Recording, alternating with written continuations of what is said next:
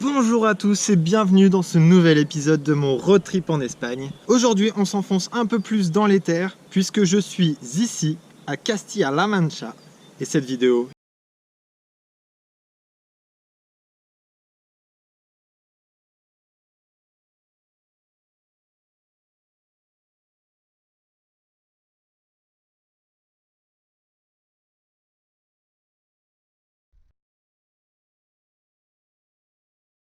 Donc pour faire un petit point géographique, la région de Castilla-La Mancha, c'est la région qu'il y a entre la région de Madrid et la région de la communauté valencienne, là d'où je viens. Là je suis dans la petite ville de Cuenca, qui est une petite ville qui se situe entre Madrid et Valence. Une petite ville qui est posée sur un rocher. Il y a plein de petites ruelles vachement sympathiques, je vais aller voir ça et je vais vous montrer tout ça.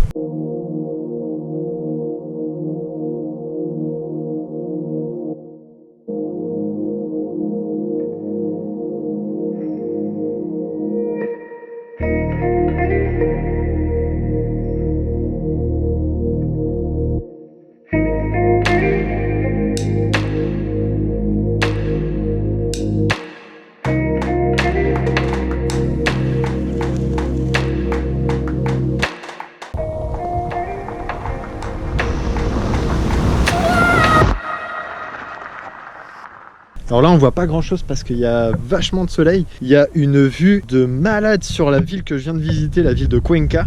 Et on a une vue sur toutes les gorges avec des rochers partout. Des rochers pour escalader, je suis sûr il y a des petites grottes et tout. Ça va être grave bien.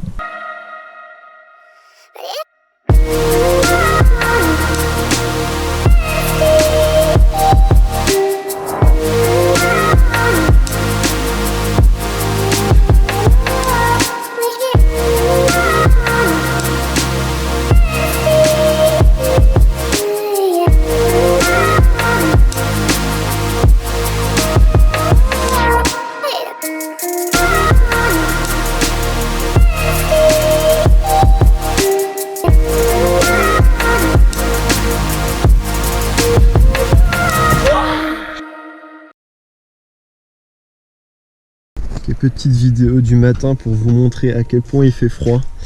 Cette nuit il a fait à peu près jusqu'à -1 degré et en fait avec la condensation ça a gelé mais à l'intérieur. Du coup il y a de la glace à l'intérieur, c'est n'importe quoi.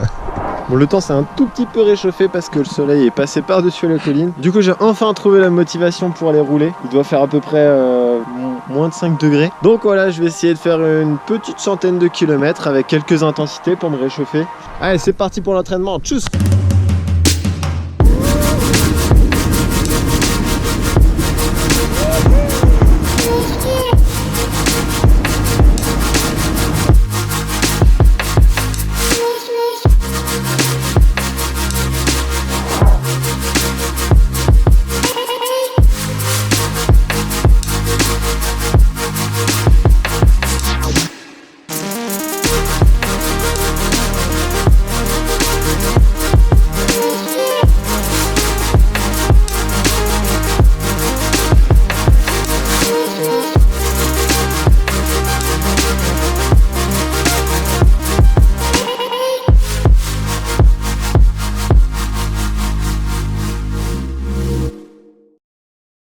Je voulais dans cette vidéo t'aider et te donner mes petits conseils et mes petites astuces pour trouver des bons spots d'endroits à visiter, comme des villes ou des monuments, et aussi des bons spots pour dormir, que ce soit en voiture, en camping-car ou en van.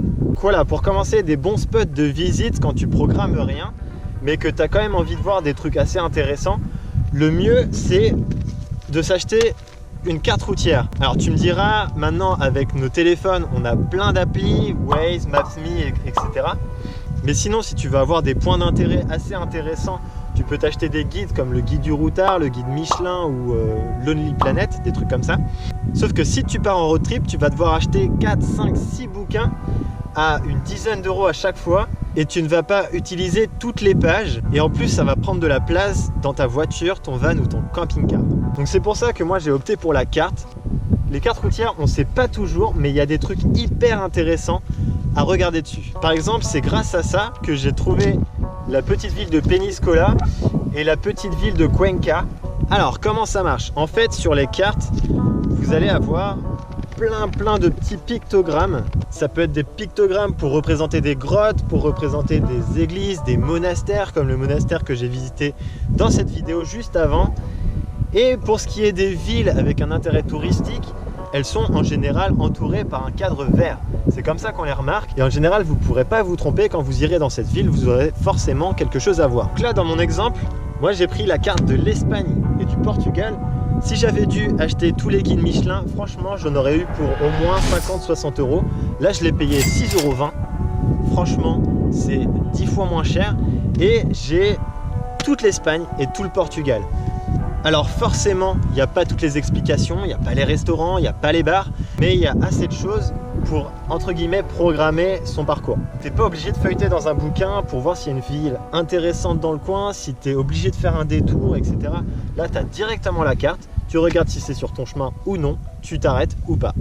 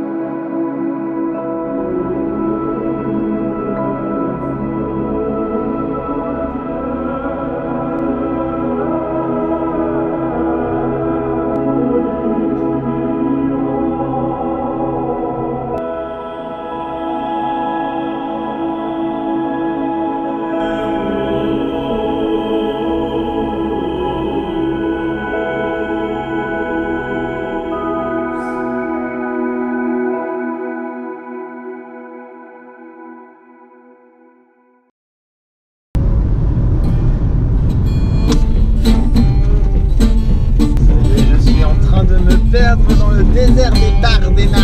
Is it ten? Ain't but one thing. Yeah, that make me sing the blues. I ain't got no bottom, ain't no. Ensuite, ma petite astuce pour trouver des petits spots pour dormir, ça se passe sur le téléphone. C'est une application qui s'appelle Park4Night. C'est une espèce de carte interactive où tous les utilisateurs mettent des points où ils dorment, où ils peuvent dormir, et les autres utilisateurs commentent selon si c'est bien ou non, un peu comme un hôtel, un peu comme un lieu touristique. Et ils donnent des étoiles. En général, moi ce que je fais, c'est que à partir de 4 étoiles, je me dis ouais bon là je peux peut-être y aller, ça vaut peut-être le coup. Elle est gratuite sauf si tu veux l'utiliser hors connexion. Alors là il faudra acheter un abonnement. Alors je sais pas du tout combien c'est, mais si tu vas en Espagne, en Portugal ou même dans le reste de l'Europe, tu n'auras sûrement pas de problème à trouver de la 4G et à trouver des spots pour dormir.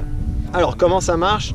En fait, tu as juste une carte, tu pointes l'endroit où tu veux à peu près dormir, tu repères les petits endroits, tu cliques, tu regardes, tu lis les commentaires, enfin c'est hyper simple, hyper intuitif et tu trouves de super bons spots.